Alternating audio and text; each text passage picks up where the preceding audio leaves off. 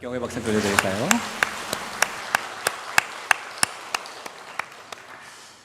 아마 오늘 교회에 일찍 오셔서 주보를 미리 보신 분들은 주보에 있는 설교 제목을 보시고 오늘 제목이 왜 이래? 이런 생각을 하셨을 수도 있겠습니다. 오늘은 하나님의 ENFP라는 제목으로 말씀 좀 전하려고 합니다. 요즘에 많은 사람들이 한 번쯤은 해보는 MBTI 검사라는 게 있죠. 이 MBTI는 19세기 때 스위스의 심리학자면서 정신과 의사였던 카일 융이 심리 유형론이라는 걸 만들었는데요. 그 심리 유형론을 이용해서 만든 심리 검사입니다. 이것이 비록 세속적인 심리학을 바탕으로 해서 만들어진 검사지만은 검사하는 게 쉽고 유형이 굉장히 잘 구분이 되어 있기 때문에 요즘 많은 사람들이 이 검사를 해보면서 자기의 성격을 한번 파악해 보게 되죠. 이 MBTI는 성격을 구분하는 성분으로 사람의 그 성향을 구분을 하게 되는데요. 성격이 외향적이냐 내향적이냐에 따라서 외향적이면 E라고 표시하고 내향적이면 I라고 표시한 다음에 인식을 할 때 경험에 의존해서 인식을 하느냐 직관에 의존해서 인식하느냐에 따라서 경험적이면 S, 직관적이면 N이라고 표시합니다. 또 판단을 할 때에 논리를 바탕에 둬서 판단하느냐 감정을 기초해서 판단하느냐에 따라서 논리를 중요하게 보면 T, 감정을 중요하게 보면 F라고 표시하죠. 일을 할 때에 계획적으로 잘 진행하느냐 아니면 상황에 맞게 융통성 있게 준비하느냐에 따라서 계획적이면 J, 융통성에 가까우면 P라고 표시합니다. 그래서 이 MBTI라는 것은 8가지의 구분을 통해서 여러 가지 조합으로 사람의 성격을 설명하는 겁니다. 저도 20대 후반 때 이 검사를 한번 해본 적이 있어요. 그때 제가 받았던 유형은 INFP라는 유형이었는데요. 설명을 보니까 이렇게 써 있었습니다. 세계 인구의 4%가 이 유형에 속하며 차분하고 창의적이며 낭만적인 성향으로 보이지만 내면은 내적 심연이 깊은 열정적인 중재자 유형이다 이렇게 써 있었습니다. 열정적인 중재자라니까 삶이 피곤하겠죠. 그리고 보니까 또 이런 내용들이 있었어요. 이해심이 많고 적응력이 좋으며 대체로 관대하고 개방적이다. 조화롭게 살고자 하며 분쟁은 피하기 위해서 철저하다. 타인의 감정에 민감하고 자기가 좋아하는 사람을 기쁘게 하는 것을 즐거워한다. 여러분 설명 들어보니까 좀 괜찮은 성격일 것 같죠? 왜냐하면 제가 좋은 것만 읽어드려서 그런 거예요. 또 이런 설명도 있었어요. 사업과는 인연이 없다. 그러니까 돈 벌기는 힘든 사람이라는 거겠죠? 제가 이 MBTI 유형의 여러 가지 설명들을 쭉 읽어보면서 제 것만 아니라 다른 걸 읽어보면서 참 이거 참 부럽다라는 유형이 하나 있었습니다. 그게 뭐냐면 ENFP라는 유형이었어요. 이 유형의 사람은 외향적이면서 직관적 인식을 하고 감정에 따라서 중요하게 생각을 하고 융통성이 큰 특징을 가진 유형인데요. 그러니까 제가 가진 성격에서 내향이 외향으로만 바뀌면 되는 건데 이게 인위적으로 안 되니까 부러워하는 거예요. 이 유형을 가진 사람의 특징은 뭐냐면 양보도 잘하고 화도 잘 안 낸다는 겁니다. 다른 사람의 이야기에 리액션도 잘 해준다는 거예요. 또 이 유형의 사람들은 거짓말을 잘 못하고 입에 발린 말도 잘 못하고요. 사람들에게 친절을 베푸는 걸 잘하게 됩니다. 그런데 이 ENFP 사람들의 가장 큰 특징이 뭐냐면요. 이 사람들은 마치 타고난 것처럼 자기와 상관이 있는 사람이든 상관이 없는 사람이든 다른 모든 사람들을 기쁘게 해주는 것을 좋아하고 또 잘한다는 겁니다. 그러니 이 사람들은 누구에게나 기쁨을 주고 즐거움과 행복을 주는 능력을 최대한 발휘하며 사는 사람들인 거죠. 그래서 어떤 사람이 내 주변에 이런 ENFP 유형의 사람들이 많이 있다라고 한다면 그 사람은 남들과 똑같은 삶을 살더라도 굉장히 이 주변에 있는 ENFP 덕분에 행복과 기쁨을 많이 느끼며 살게 되는 겁니다. 제가 이 유형들을 쭉 읽어보면서 ENFP라는 유형에 관심을 가졌던 이유는 제 마음속에 읽으면서 하나님 주변에도 하나님을 기쁘시게 드리는 걸 좋아하고 또 하나님 기쁘시게 드리는 것을 잘하는 하나님의 ENFP가 많으면 얼마나 좋을까라는 생각이 들었기 때문입니다. 하나님께 기쁨을 드리고 즐거움과 행복을 드리는 능력을 최대한 발휘하고 사는 사람들이 많다면 얼마나 좋을까요? 여러분 우리가 아는 바대로 하나님께서는 사람을 창조하실 때에 그 창조된 사람의 제일된 목적을 하나님을 영화롭게 하고 하나님을 영원토록 충만히 즐거워하도록 창조하셨습니다. 하나님은 우리에게 기쁨 받으시길 원하시는 분이시고 우리에게 즐거움 받으셔야 될 분이라는 겁니다. 그래서 이 세상에는 그런 하나님께 기쁨을 드리고 즐거움을 드리는 하나님의 ENFP 같은 사람들이 많아져야 됩니다. 오늘 이 자리에 앉아 계신 귀한 성도 여러분과 제가 그렇게 하나님을 기쁘시게 해드리고 하나님을 즐겁게 해드리는 하나님의 ENFP 같은 자녀들이 되길 간절히 축원합니다. 우리가 지난주 살펴본 말씀에서 보니까요, 자기 과시와 자랑을 일삼았던 아하수에로 왕이 잔치 마지막 날에 자기의 권세를 과시하기 위해서 왕후 에스디를 호출했는데요, 이 왕후 에스디가 왕의 요청을 거절했지요. 그리고 왕의 잔치에 나가지 않았습니다. 에스더 1장 12절에 써 있었죠. 그러나 왕후 와스디는 내시가 전하는 왕명을 따르기를 싫어하니 왕이 진노하여 마음속에 불 붙는 듯 하더라. 그래서 결국 아하수에로 왕이 열었던 이 잔치는 무려 187일간의 잔치는 비극으로 끝나고 말았습니다. 이 사람이 여러 가지 욕구를 가지고 살아가는데요, 사람이 가진 욕구 중에서 강한 욕구 쪽에 속하는 그런 것 중에 하나가 인정 욕구라는 겁니다. 그러니까 사람은 누구나 다 다른 사람에게 자신은 괜찮은 사람으로 인정받고 싶은 강한 욕구가 있고 또 주목받고 싶은 강한 욕구가 있는 겁니다. 그래서 마음을 다루는 사람이 아닌 경제학자인 애덤 스미스 같은 사람은 뭐라고 말했냐면은, 사람이 부자가 되고 싶어하는 이유는 단 하나다. 사람이 부자가 되고 싶어하는 이유는 다른 사람으로부터 주목받고 관심받고 인정받고 싶어서 돈을 버는 것이다라고 말하기도 했습니다. 그러니까 모든 사람에게는 그런 인정 욕구라는 게 있는 것이죠. 그런데 사람이 가지고 있는 인정 욕구라는 것은 누군가에게 멸시를 당하거나 모멸을 받거나 차별을 받거나 경멸, 모욕, 그리고 무시를 당할 때 짓밟혀지고 뭉개지는 겁니다. 2차 세계대전 당시에 죽음의 아우슈비츠에서 살아남았던 빅터 프랭클이라는 사람이 쓴 책 가운데에 죽음의 수용소에서라는 책이 있어요. 이 책에 한 단락에 이런 내용이 나옵니다. 유태인이 수용소에 도착하면 90%는 첫날 가스실로 가서 죽는다. 그리고 살아남은 10%의 유태인들은 언제 가스실로 보내질지 모를 죽음의 공포, 언제 날아올지 모를 구타와 학대, 배고픔과 추위 등의 육체적 고통을 당한다. 그런데 그보다 더 참기 힘든 것은 정신적 모멸감이다. 아무리 감정이 무뎌진 수감자라고 해도 분노를 느끼는 순간이 있는데 그 분노는 육체적인 학대와 고통에서 비롯된 것이 아니고 모멸감에서 나오는 것이다.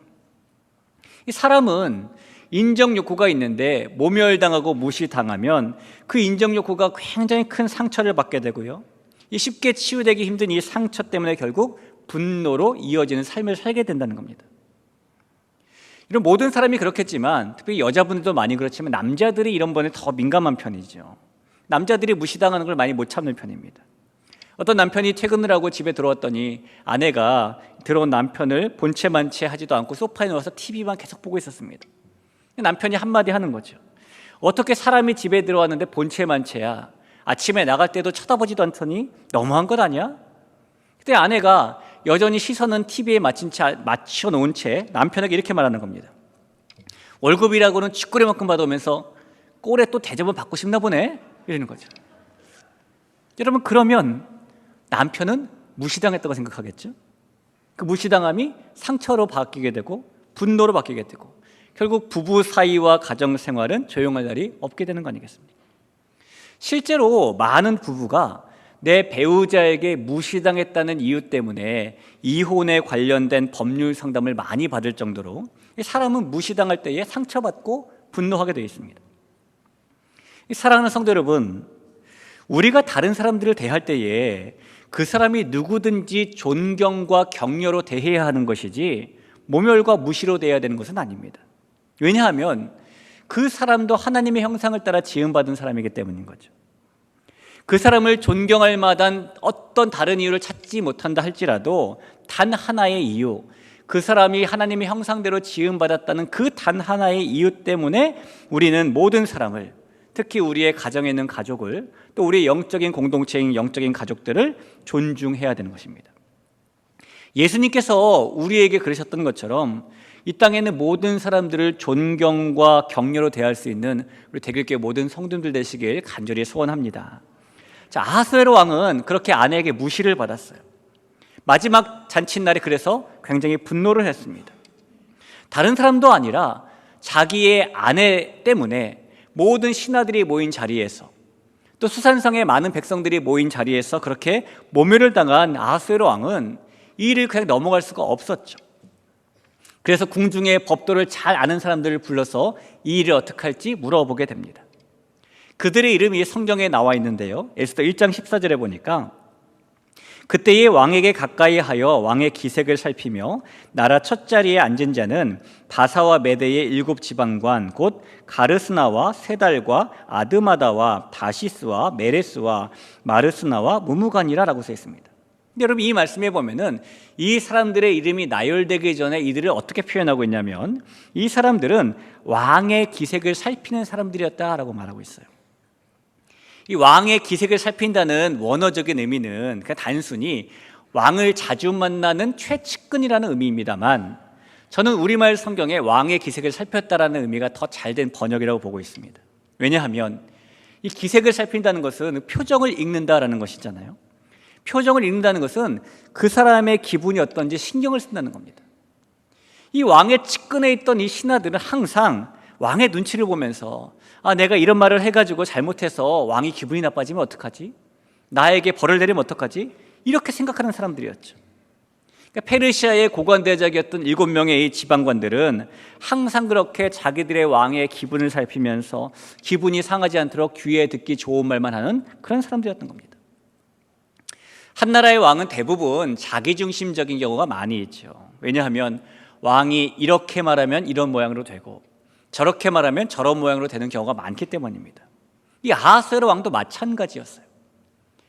여러분께서 읽어보셨던 헤로도토스의 역사라는 책에 보면은 아하수에로 왕이 자기 아버지가 대패했던 그리스 아테네를 공격해야 되겠다는 마음을 품고요, 그런 의중을 비치면서 신하들에게 의견을 물었어요. 어떻게 생각하냐? 그때에 이 마르도니우스라는 신하가 이렇게 대답을 하는데 한번 들어보시겠어요? 전하께서는 지금까지 태어난 페르시아인뿐 아니라 앞으로 태어날 페르시아인 중에서도 가장 위대한 분이시옵니다. 전하께서는 구구절절 지당한 말씀만 하셨습니다 라고 말했습니다. 어떻게 보면 아부처럼 들리고 어떻게 보면 아첨처럼 들리는 말을 하는 사람들이 아하수에로 왕 주변에 있었다는 것이죠. 이 거대한 제국 127개의 지방을 다스리는 아하수에로 왕도 결국에는 자기중심적인 사람이고 결국엔 자기 기분이 중요한 사람이었기 때문에 그 주변에는 어떻게 하면 왕의 마음을 상하지 않게 할까, 어떻게 하면 왕의 마음을 기쁘게 할까라고 고민하는 신하들만 모여 있었다는 겁니다.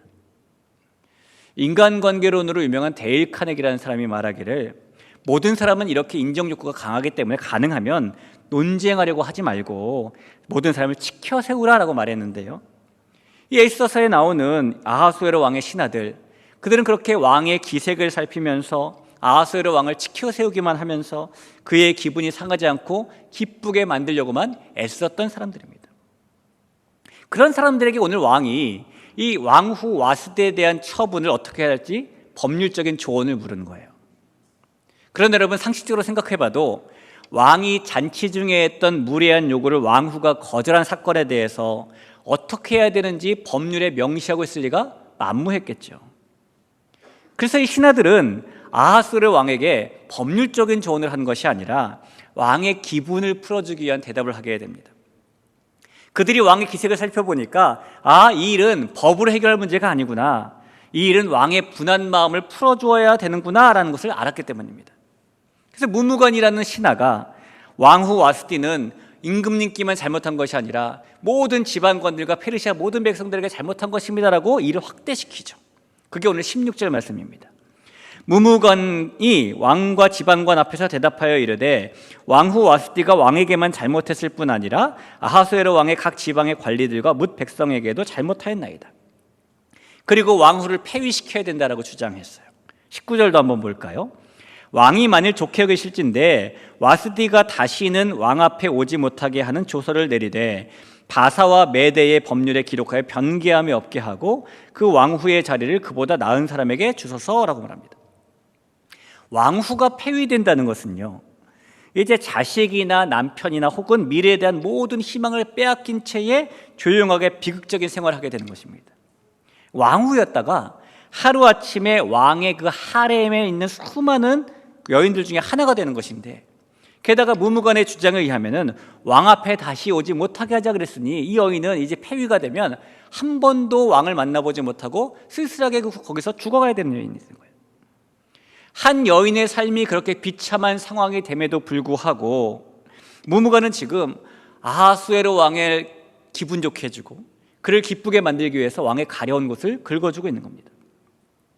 여러분, 이 말을 듣고 왕이 어떻게 반응했을까요?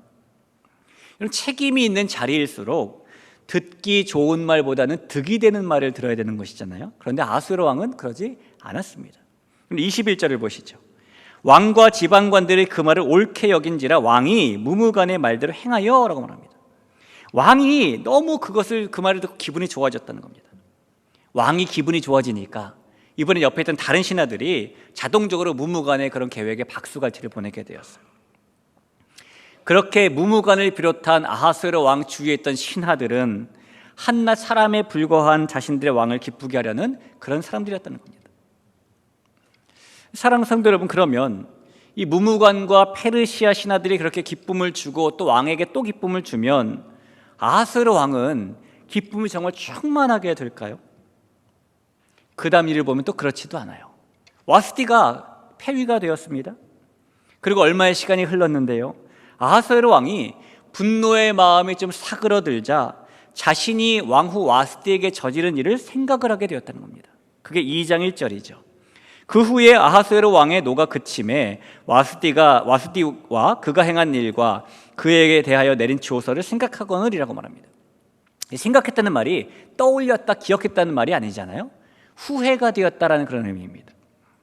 180일 동안의 잔치, 또 이어진 7일간의 잔치가 다 끝나고 현실로 돌아오게 되자 아하수에로 왕이 자기가 왕후에게 무리한 욕을 한 것도 후회가 되고 신하들의 말을 듣고 폐위시킨 것도 후회가 되었습니다.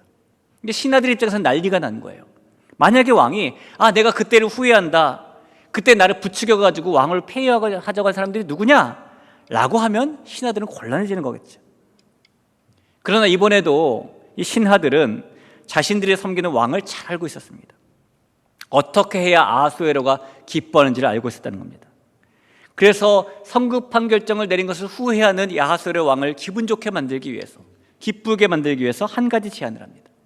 그것이 바로 새 왕후를 세울 목적으로 전국에 있는 아리따운 처녀들을 구하자라는 거였어요. 그게 2절부터 4절에 써 있죠.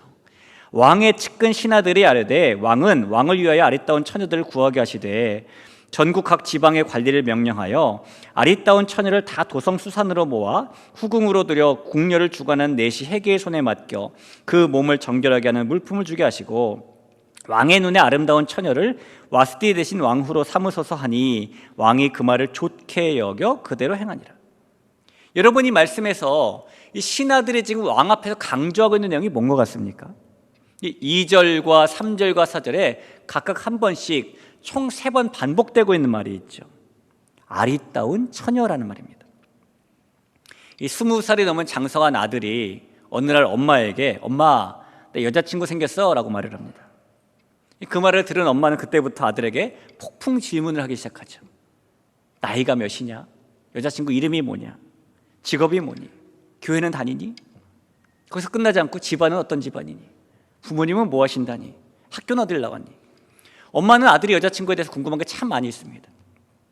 그날 저녁에 아들이 아빠에게 똑같이 말합니다. 아빠, 나 여자친구 생겼어. 그 말을 들은 아빠가 아들에게 딱 한 가지 물어보죠. 예쁘냐? 일반적으로 남자는 시각을 통해 정보를 많이 듣는다고 하고 여자는 이 청각을 통해서 정보를 많이 듣는 편이라고 하잖아요. 이 아하수에로 왕의 신하들이 지금 아하수에로 왕이 와스티를 잊을 만큼 미모가 뛰어난 아리따운 젊은 처녀를 구하면 기분이 좋아질 것이다라고 생각하는 것이죠. 그래서 아리따운 처녀를 많이 구하면 마음이 풀릴 것이라고 생각해서 왕을 기쁘게 만들기 위해 움직이는 겁니다. 그리고 전국에서 이 왕의 기쁨이 될 처녀들을 모집하기 시작했습니다. 여러분, 군왕의 명령에 따라서 이 전국에서 아리따운 처녀를 모집하는 일은 아하수에로 왕 한 사람에게는 기쁨이 되는 일일지 몰라도 모든 백성들에게는 기쁨이 되는 일은 아니죠. 과거 우리나라 조선시대만 봐도요, 나라에서 중전이나 세자빈을 간택한다는 간택령을 내리면 그때부터 간택이 끝날 때까지 모든 양반가에서 혼인이 중지가 됩니다. 왕에게 최우선권, 이 선택권이 있는 거예요. 만약에 어느 집안이 혼사시키기로 했다, 그래도 왕이 나는 저 처자를 중전을 삼겠다 하면은 어쩔 수 없는 겁니다. 한 사람에겐 기쁨이지만 한 사람에게는 기쁨이 아닐 수가 있겠죠. 이 페르시아도 마찬가지였어요. 전국에 있던 젊은 처녀들을 다 모았습니다. 그들을 모아서 어떻게 하냐면 다 후궁으로 밀어넣었어요. 그러니 이것이 아하수에로 왕에겐 기쁨이지만 이 젊은 처녀들에게는, 또 그 집안에게는 기쁜 일이 아닐 수도 있었겠죠.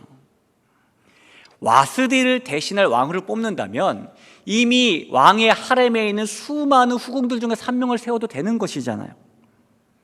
그러나 아하수에로 왕의 신하들은 제국 내에 있는 젊은 처녀들의 입장은 전혀 마음 쓰지 않은 채 그저 한낱 사람에 불과한 자신들의 왕의 기분을 맞추기 위해서 이러한 무리수를 두고 있는 겁니다. 이렇게 아하수에로 왕의 잔치에 참여했던 그 신하들은 항상 왕의 기분을 살피며 그 왕을 기쁘게 하려고 했던 그런 사람들이었던 것이죠. 여러분, 오늘 이 말씀에서 이 왕의 신하들의 모습을 보면서 우리는 도대체 그럼 누구를 기쁘게 하며 살아가야 되는가라는 생각을 해보게 됩니다. 사람이 누군가를 통해서 받는 기쁨이라는 것은요, 그 감정은 밑바닥이 보이지 않는 우물과 똑같은 겁니다. 그래서 아무리 채워도 가득 차지 않는 것이 사람의 기쁨이에요. 그러나 많은 사람들이 그 깊은 우물을 채워보겠다고 누군가가 날 더 기쁨 주기를 바라고, 혹은 누군가에게 더 기쁨을 주기를 바라면서 살아가죠. 하지만 아무리 우리가 그렇게 노력해도 우리가 사람으로부터 받는 기쁨은 채워지지 않습니다. 왜냐하면 저와 여러분은 사람을 기쁘게 하려고 사는 사람들이 아니기 때문인 거예요. 우리가 기쁘게 할 대상은 오직 하나님뿐이시기 때문인 겁니다. 사람들의 마음을 기쁘게 하지 말라라고 지금 말씀드리는 것이 아닙니다. 사람들의 마음을 기쁘게 하는 것과 하나님의 마음을 기쁘게 하는 것이 상충될 때에 하나님을 기쁘게 하는 것을 선택하라고 말씀드리는 거예요. 그렇게 우리가 사람이 아니라 하나님을 기쁘시게 해드릴 때에 하나님께서 비로소 그때 밑바닥이 보이지 않았던 그 우리의 기쁨의 우물을 가득 채워주시게 되는 것이죠. 여러분, 잠언 10장 1절 한번 볼까요? 솔로몬의 잠언이라 지혜로운 아들은 아비를 기쁘게 하거니와 미련한 아들은 어미의 근심이니라 라고 말씀하는데, 이 말씀에 보니까 지혜로운 아들은 아비를 기쁘게 한다라고 말씀하죠. 이번엔 데살로니가전서 2장 4절을 보겠습니다. 오직 하나님께 옳게 여기심을 입어 복음을 위탁받았으니 우리가 이와 같이 말함은 사람을 기쁘게 하려 함이 아니요 오직 우리 마음을 감찰하시는 하나님을 기쁘시게 하려 함이라.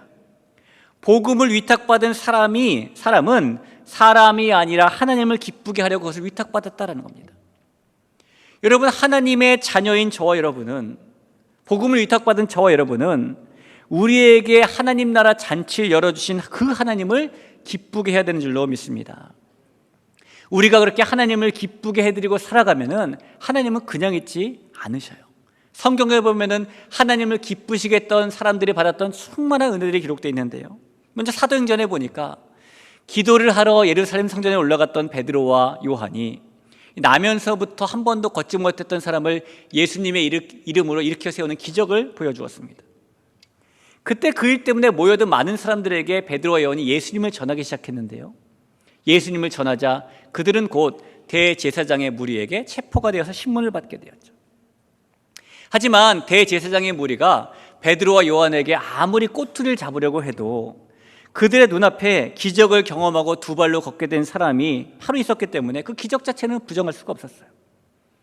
결국 그래서 대제사장의 무리가 베드로와 요한을 풀어주게 되었는데, 풀어주면서 한마디 하는 거죠.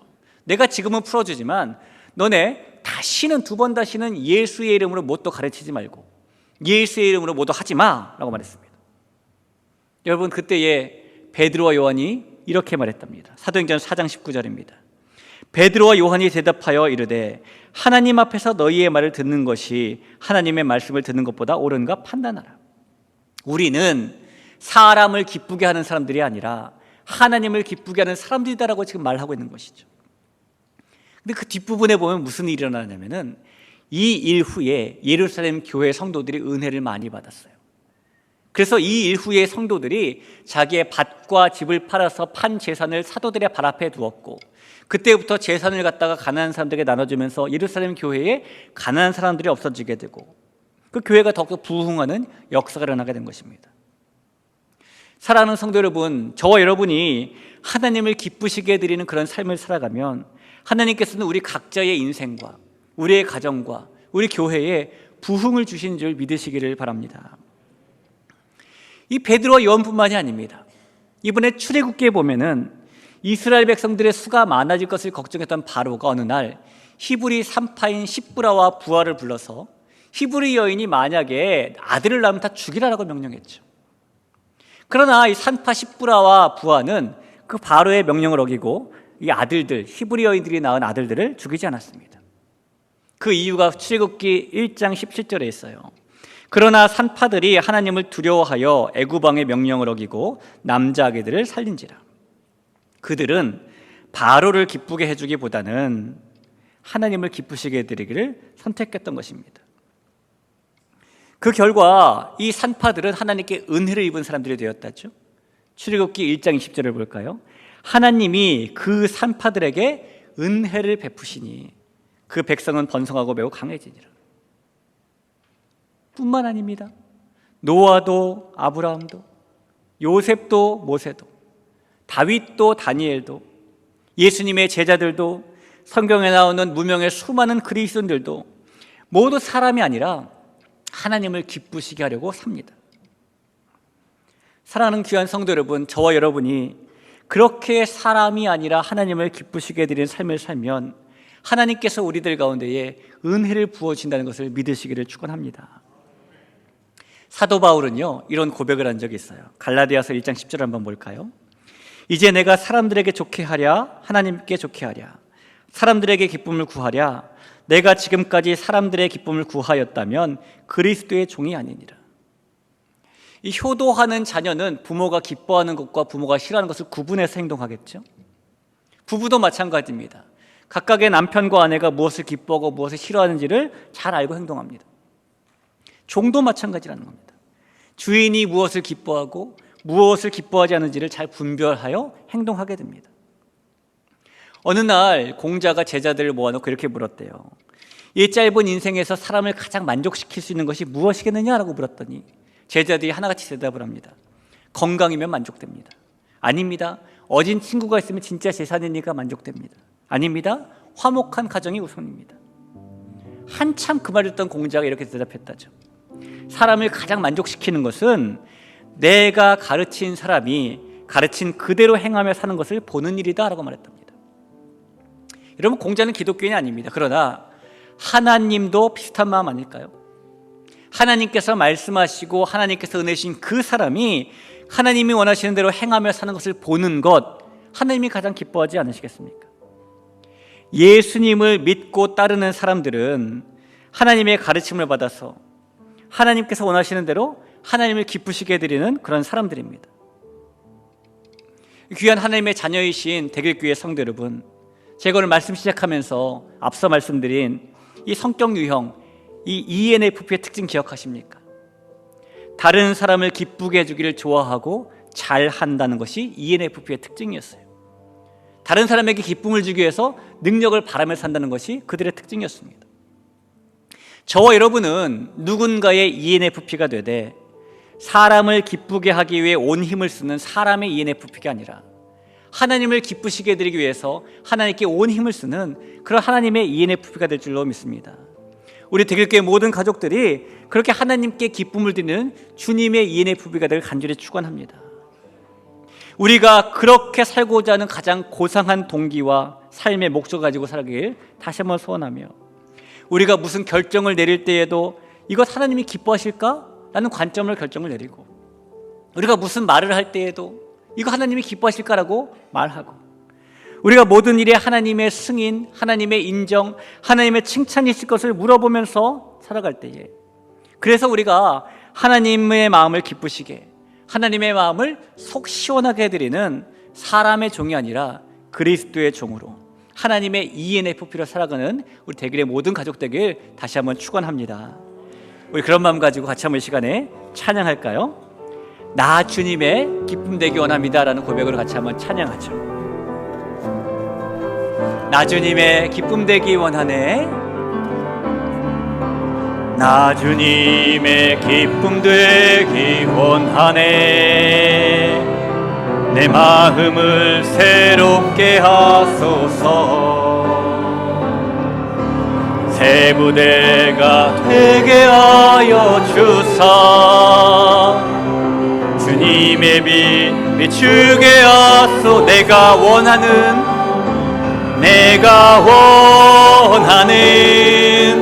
한 가지 주님의 기쁨이 되는 것.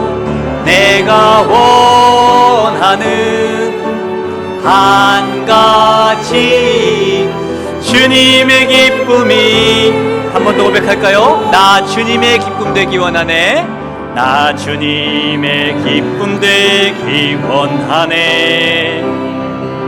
내 마음을 새롭게 하소서. 새 부대가 되게 하여 주사. 주님의 빛 비추게 하소서. 내가 원하는 한 가지. 내가 원하는 한 가지 주님의 기쁨이 되는 것.